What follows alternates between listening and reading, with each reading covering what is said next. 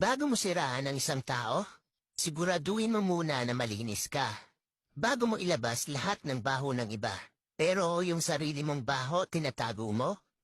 Bago ka magpasikat, dapat sa tama at malinis na paraan. Huwag yung maninira ka ng kapwa mo para lang mapansin ka. Ano, pasikat lang? Yan ang mga taong feeling perfect. Ang tingin nila sa sarili nila, napakalinis. Lahat ng tao may bad side. Kaya manalamin ka muna bago ka manghusga. Madami ka namang nagawang mabuti pero sa isa mali, di na nakikita yung nagawa mong mabuti sa kanila. Ganon talaga yung mga taong kulang sa pansin. Kahit mali sa mata nyo at labag sa paniniwala nyo, wala pa rin kayong karapatan manghusga ng kahit sino. Hindi nyo alam kung ano ang pinagdaraanan sa buhay ng bawat tao. Lahat tayo ay nagkakamali. Bas hindi ka aya-ayang tignan ang mga taong nagmamalinis.